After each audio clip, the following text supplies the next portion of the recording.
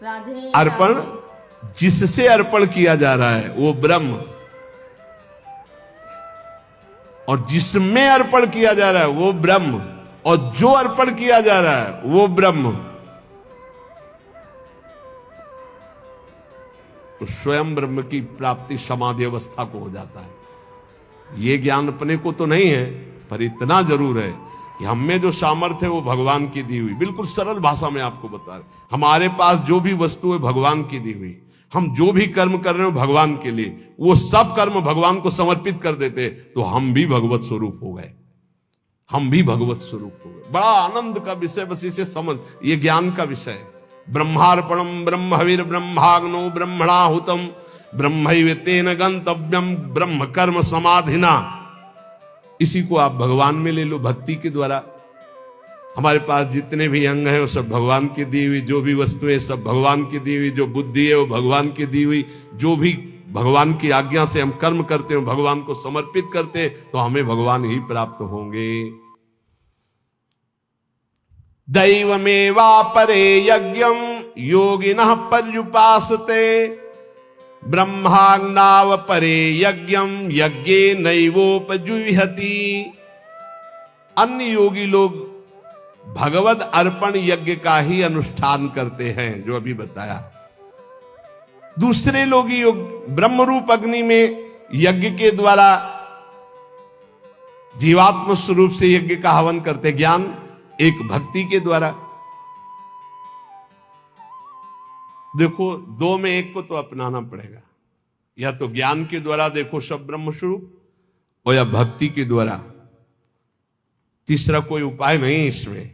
नहीं, ये कर्म बंधन भोगना पड़ेगा, इसलिए हम बार बार कह रहे हैं। अच्छा, जैसे आगे चलकर फिर अर्पण करना नहीं होता। अर्पण करना तब तक होता है जब तक अपना कुछ बकाया रह जाता है, फिर इसके बाद अर्पण कुछ बचा ही नहीं। ये अर्पित, हृदय अर्पित, तो अब ये थोड़ी ही कि राधा वल्लभ अर्पणम मस्तु, कुछ रह ही नहीं गया अर्पण करने के लिए, तो करे क्या? समझ पा रहे हो? अभी आपके पास है इसलिए अर्पण करो, उसमें ज्ञान मत लगाओ। हमारी बात समझना। और जिनको हमारी ये बात समझ में आ रही है, तो अब अर्पण करने की कोई बची ही नहीं बात। क्या? जैसे हमारा तन अर्पित है, हमारा मन अर्पित है, हमारा जीवन अर्पित है। अब इनके द्वारा जो अर्पित वो उन्हीं का घर जाए, नौकर की कोई पेमेंट नहीं होती। समझ रहे हो? ये आत्मसमर्पण जिनका हृदय से हो गया, उनको कर्म समर्पण करने नहीं पड़ते कि श्री कृष्णार्पणम मस्तु, राधा वल्लभ अर्पणम मस्तु। यहां हो गया है सब अर्पण मस्तु। यहां सब अपने आप सरकारी है।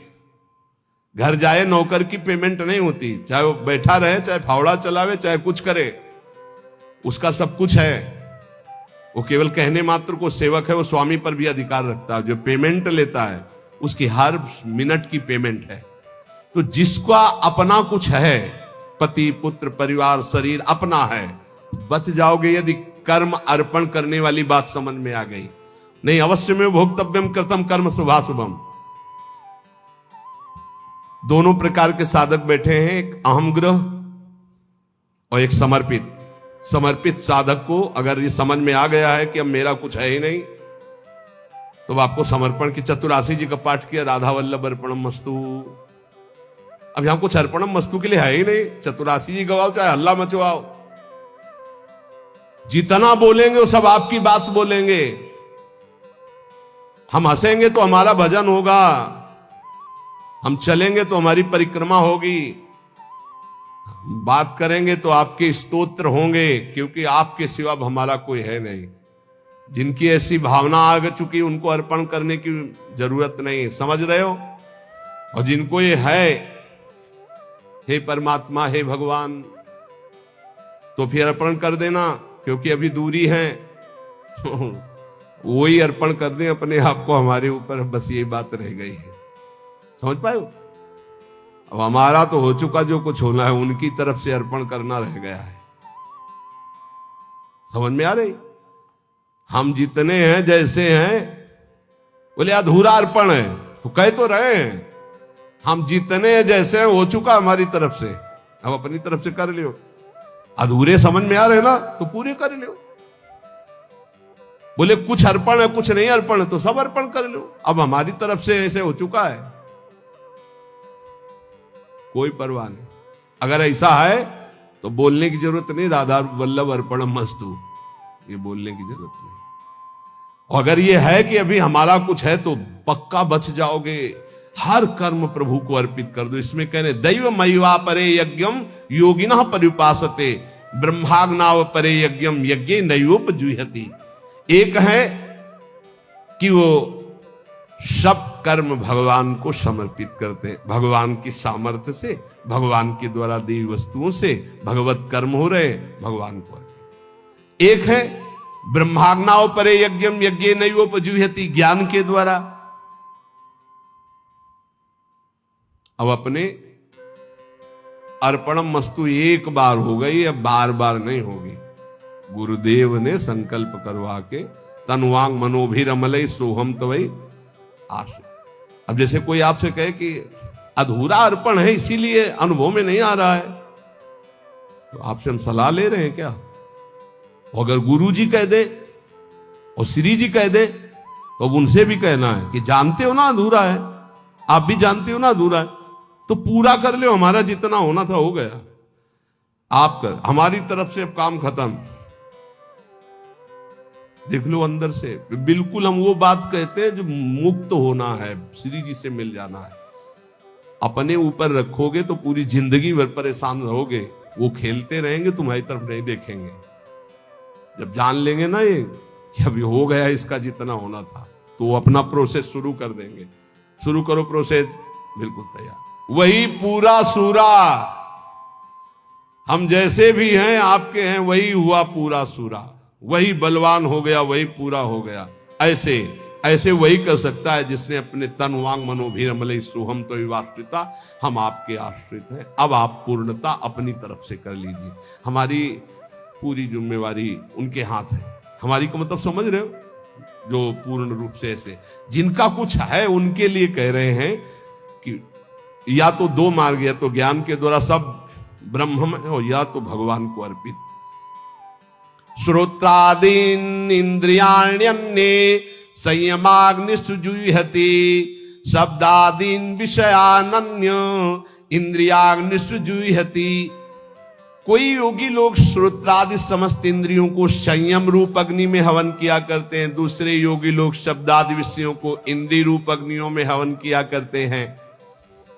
सर्वाणि इंद्रिय कर्माणि प्राण कर्माणि चापरे आत्म संयम योगाग्नो जुह्यति ज्ञान दीपति। कोई योगी संपूर्ण इंद्रियों को क्रियाओं में और प्राणों की क्रियाओं की ज्ञान से प्रकाशित आत्म संयोग में समाधि योग रूपी अग्नि में हवन किया करते हैं। कोई द्रव्य यज्ञास तपो यज्ञा योग यज्ञास तथा परे स्वाध्याय ज्ञान यज्ञाश्च यतया संसित व्रताः। कितने योगी जन हैं जो कठोर व्रत धारण करते हैं।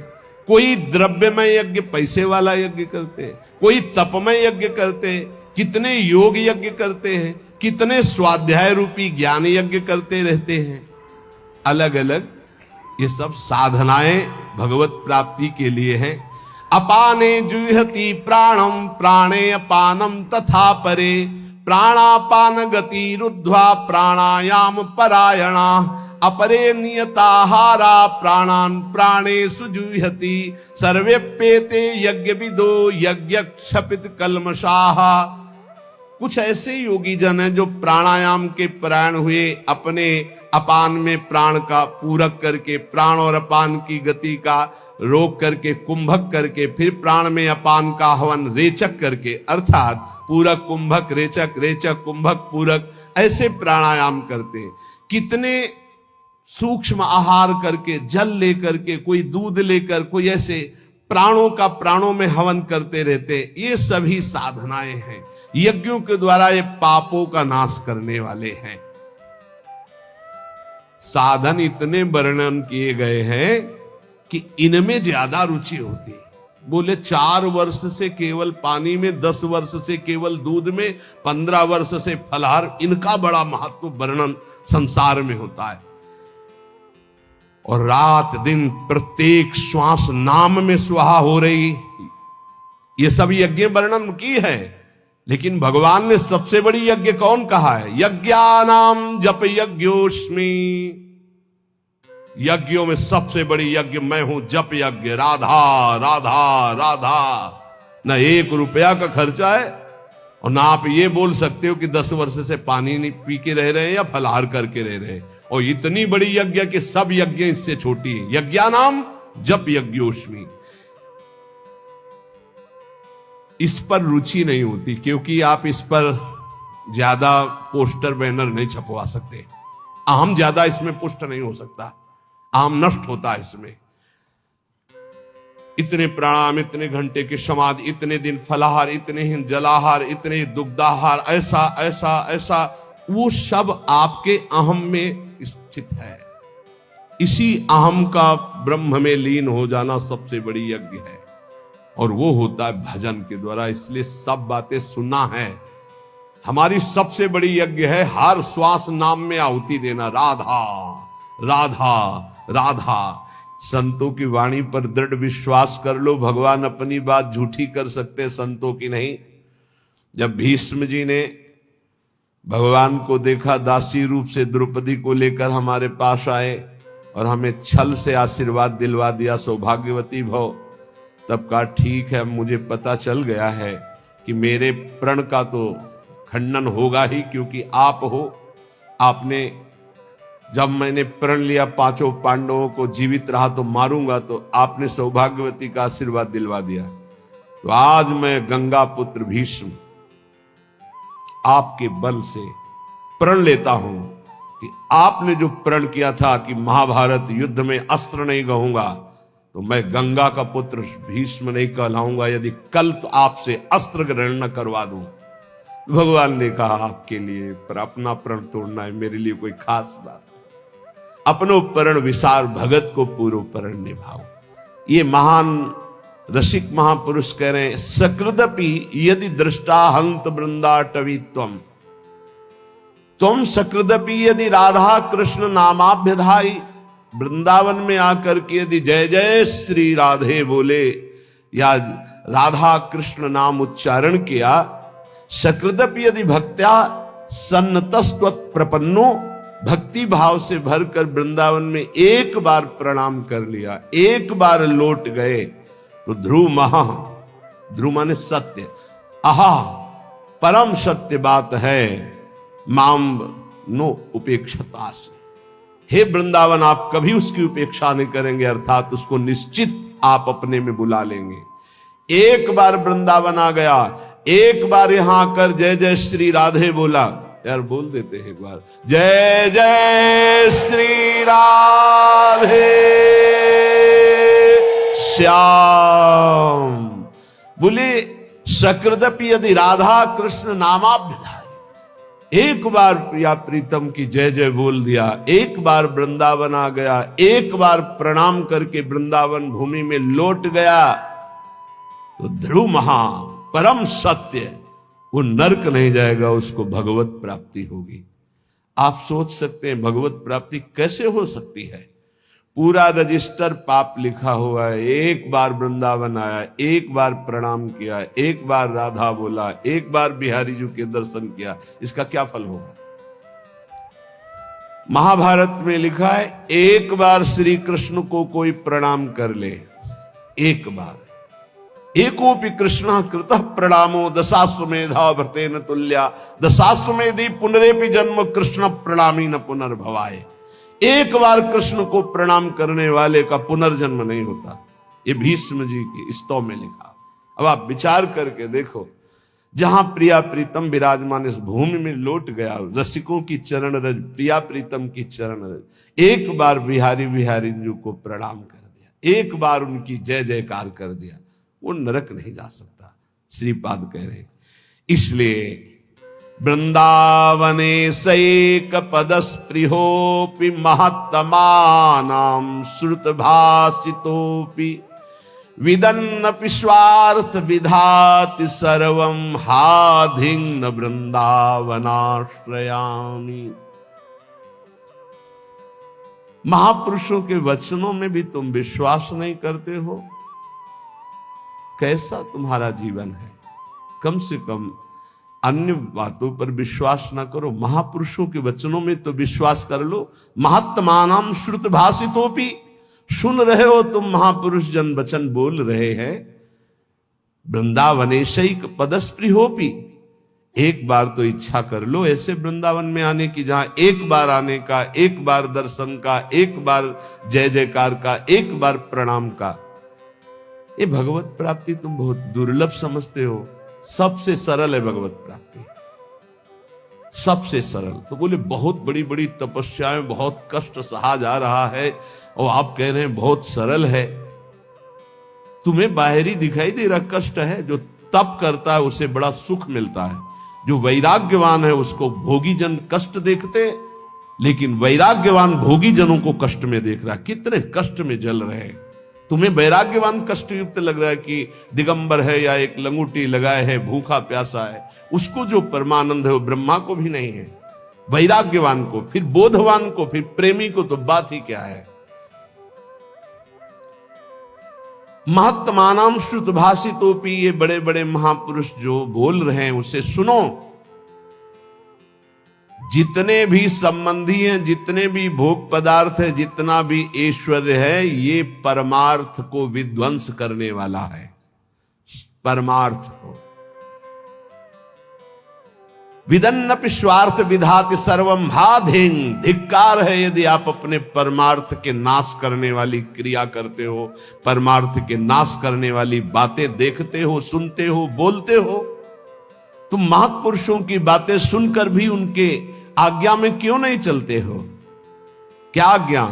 वृंदावने शैक पदस्पृहोपि, एक बार कदम बढ़ाओ ना सीधा वृंदावन की तरफ, और एक बार वृंदावन में आ जाओगे तो तुम्हारे जीवन का परिवर्तन हो जाएगा। पर धिक्कार है, ये सब बातें सुनकर भी भगवत प्राप्ति की इच्छा नहीं जागृत होती।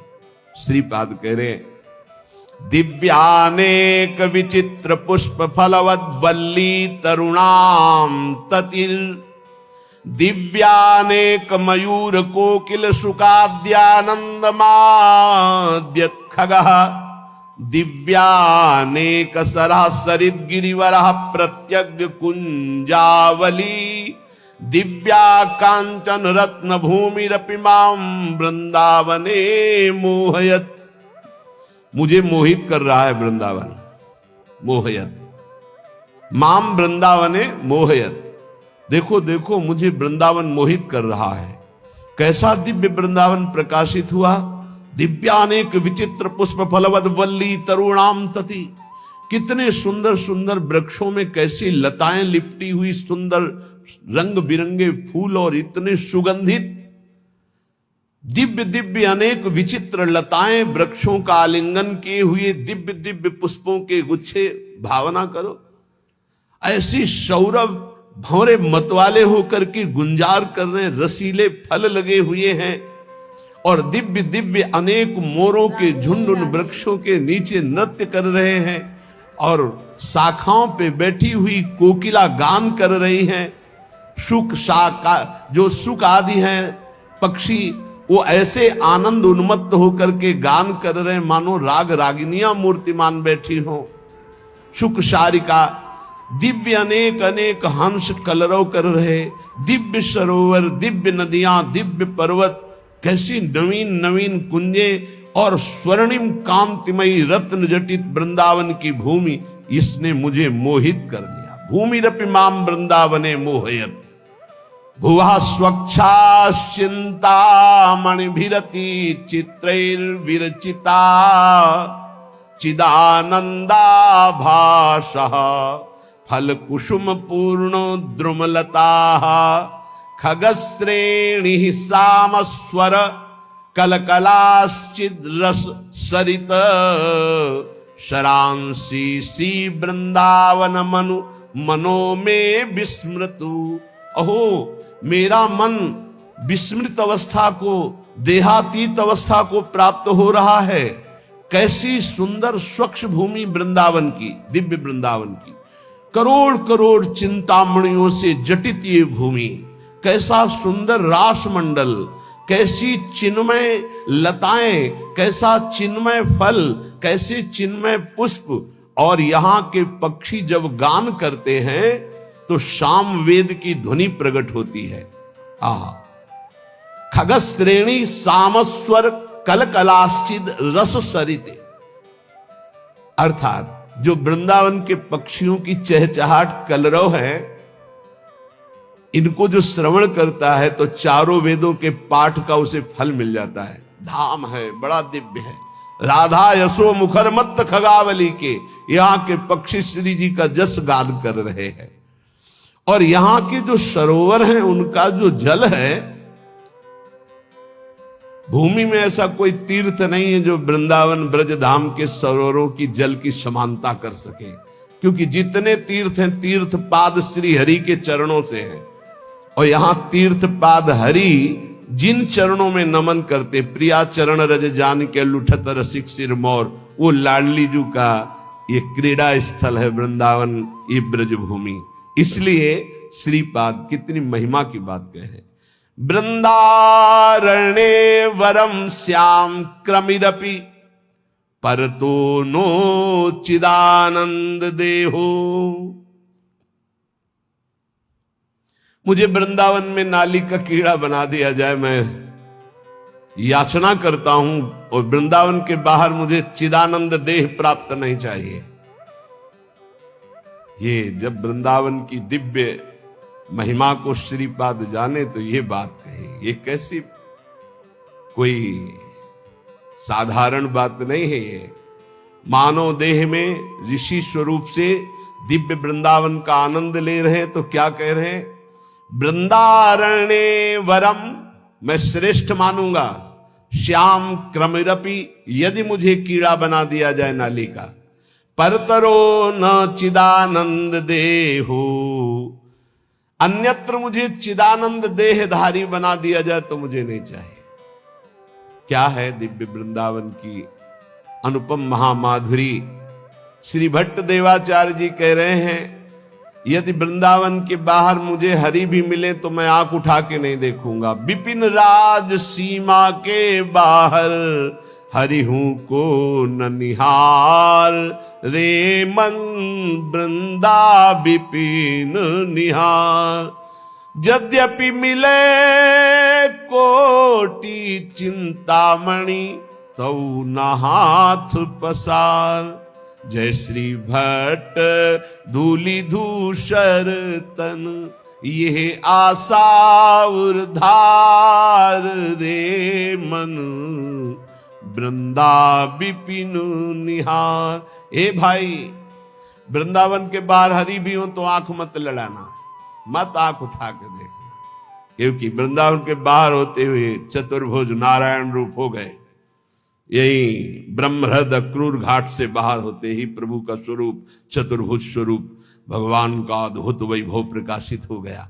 क्योंकि वहीं देखा अक्रूर जी ने कि अनंत शेष सैया पर शयन करने वाले चतुर्भुज नारायण वही शेष जी बलराम और वही भगवान नारायण हरि रूप। तो हमारे जो द्विज मुरली मनोहर वृंदावन विहारी नवनिवृत्त निकुंज से पधारे वो यही हैं। कभी एक कदम भी बाहर नहीं गए।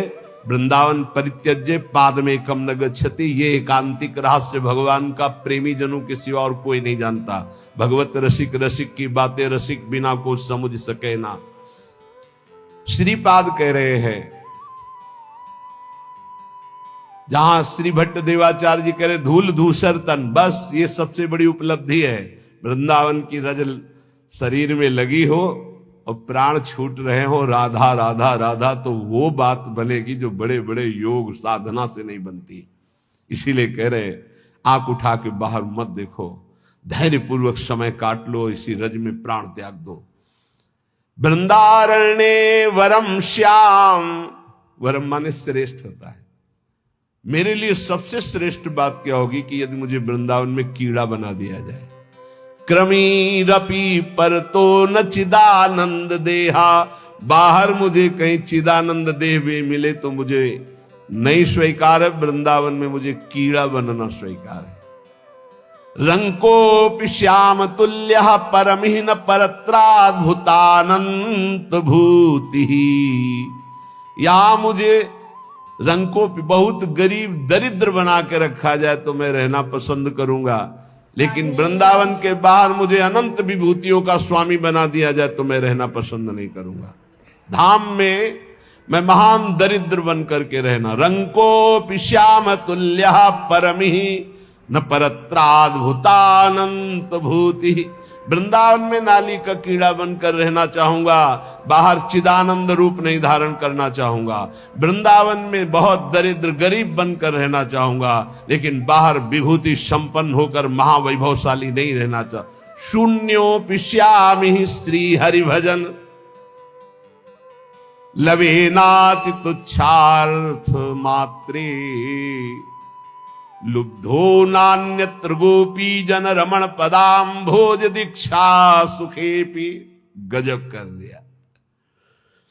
वृंदावन में एक सेकेंड के लिए भी भजन ना हो तो मुझे कोई परवाह नहीं। लव शून्यम शून्य पिश्यामी हरि भजन लवे नाति। एक क्षण पूरे जीवन भजन ना हो तो मुझे कोई परवाह नहीं। काफी अच्छा लग रहा होगा, नहीं लग रहा? यही समस्या है।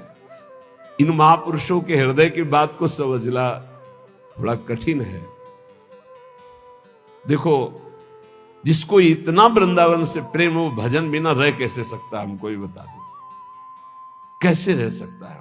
भजन को मतलब क्या होता है? जिससे अधिक प्यार होता है उसका चिंतन होता है। इनको वृंदावन से प्यार है तो वृंदावन की गोद में प्रिया प्रीतम खेल रहे हैं।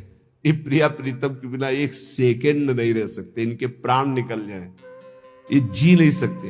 अभी आपने ऊपर सुना कि तुम महापुरुषों की बातों को सुनकर धारण क्यों नहीं करते हो? देखो वृंदावन कैसा चिदानंद रूप प्रकाशित करता है। अभी सुना आपने?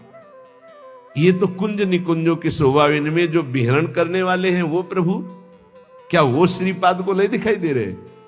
ऐसे महापुरुष जैसे हरिराम व्यास जी करे, काहू के बल भजन को काहू के आचार, व्यास भरोसे कुंवर के सोवत पांव पसार। तो लगता है इनको भजन से मतलब नहीं। भैया इनका रोम रोम भजन में है। महापुरुषों की बातों को समझना। वृंदावन में जो कबहू कछुक भजन नहीं होए, रज तो उड़ी लागे तने पीवे यमुना तोए। यमुना जी की पावन स्पर्श करती हुई लहरों को जो वायु और रज को लेकर जो वायु बिना भजन कराए छोड़ेगी। चलत फिरत सुनियत यह श्री राधा वल्लभ लाल, ऐसे वृंदा विपिन में बसत रहो सब काल। ये 25-26 वर्ष पहले की बात कह रहे हैं। यहां हार्न नहीं बजा सकते थे आप, स्कूटी का या कार का हार्न नहीं बजा सकते। खिड़की खोलो, राधे बोलो, जो ए राधे मार्ग दीजिए, ऐसे। और जिससे पहला शब्द रिक्शा वाले से बात करना है तो राधे, वो उत्तर देगा तो राधे। धीरे धीरे प्रभाव बदल रहा है, आधुनिकता का ऐसा प्रभाव बदल रहा है। नहीं, ये देखा है। यहां हार्न नहीं दिया जाता था, यहां राधे राधे बुलाया जाता है। ये धाम है। धीरे धीरे वो जैसे हवा चलेगी तो फिर आएगी ना, तो आधुनिकता की हवा चली हुई, इतनी बाढ़ आ रही है आधुनिकता की कि नाम छूटता जा रहा है। ये धाम है। मथुरा में यहीं से केवल सीमा पार हो, मथुरा में जय श्री कृष्ण, वहां आपको सुनाई दे। वहां जय जय श्री राधे अगर कोई बोलेगा तो वृंदावन का होगा, जय श्री कृष्ण। ये केवल महामहिम धाम, इस महापरा विद्या राधा नाम की गूंज हो रही। यहां श्रीपाद कह रहे हैं, लव माने बहुत छोटा समय होता, जीवन में लव भर भी भजन ना हो तो मुझे कोई परवाह नहीं। इसका मतलब समझ रहे हो? वृंदावन वासी का वास ही बहुत बड़ा भजन हो जाता है। भजन के 4 अंग हैं, नाम रूप लीला धाम। रूप का चिंतन नहीं हो रहा, नाम जप नहीं हो रहा, लीला चिंतन नहीं हो रहा, तो धाम में हो। 4 अंग हैं भजन के। अब जो धाम में उसे नाम अपने आप पकड़ लेगा। देखो वृंदावन का प्रभाव सुनो, ये भजन कराए बिना रह नहीं सकता आपको। हिया फिरे स्वार्थ आपने भजन गए फिरे बाह। उद्दंडता मत ले आना अपने मन में ये बात सुन करके। ये निष्ठावान महापुरुषों की जो चरम निष्ठा है, वो भजन की स्थिति ऊपर है, वो कर नहीं रहे, हो रहा है उनका भजन। वो उनकी स्थिति को समझना है। कह रहे लव मात्र हरि भजन ना हो तो भी मुझे कोई परवाह नहीं। नाली का कीड़ा बना दो, बाहर चिदानंद होकर नहीं रहना चाहता। वृंदावन में टुकड़े मांगकर जीऊंगा, गरीबी दरिद्रता से निवास करूंगा, पर बाहर विभूति संपन्न मैं महान वैभवशाली नहीं होना चाहता। वृंदावन में एक लव मात्र के समय का भी भजन न हो तो मुझे कोई परवाह नहीं, आजीवन वृंदावन अखंड वास करूंगा। अब जो आगे की बात कह रहे हैं बहुत होश से समझना है, नहीं तो गड़बड़ हो जाएगा। कह रहे हैं लुब्धो नान्यत्र गोपी जन रमण पदाम्भोज दीक्षा सुखेपी तुच्छार्थ मात्रे। तुच्छार्थ कहते हैं भोगों को, तुच्छ अर्थ जिनका निकलता भोग। यदि मेरे हृदय में तुच्छ भोगों की लालसा जागृत है तो भी मैं वृंदावन में ही रहूंगा। उसका अर्थ दूसरे रूप में, अगर उसको भावार्थ में लिया जाए तो मैं विषयी होकर वृंदावन में रहना पसंद करूंगा, भजनानंदी बनकर बाहर नहीं। मैं दरिद्र होकर वृंदावन में बसना पसंद करूंगा, वैभवशाली होकर बाहर नहीं। मैं नीच कीड़ा बनकर रहना पसंद करूंगा, चिदानंद देह नहीं। और कह रहे हैं लुब्धो नान्यत्र, मैं कहीं लुब्धायमान नहीं हो सकता। अगर कोई कहे कि गोपी जन रमण के पाद पद्मों की प्राप्ति में बाहर तुम्हें करा देता हूं, आ जाओ, तो मैं कदापि नहीं जाऊंगा, यहां विषयी बनकर रहना पसंद करूंगा। गजब की निष्ठा, गजब की निष्ठा। आगे एक श्लोक आता है जो कभी भी किसी को बचेगा नहीं। बहुत विचित्र कोटि निष्ठा वही होती जो विचित्र कोटि की होती है। श्री कृष्ण के प्रेम में उन्मत्त होकर मैं बाहर रहना नहीं चाहता, लेकिन वृंदावन में घोर विषयी बन करके भी मैं रहना चाहता हूं।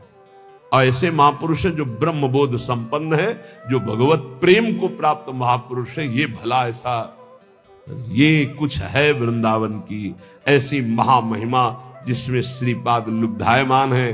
ध्रुवदास जी, श्री वृंदावन दास जी, हरिवंश महाप्रभु प्रथम यथामति प्रणवो श्री वृंदावन तिरम्य श्री राधिका कृपा विलु, क्योंकि इसमें मेरी प्यारी जो विराजमान।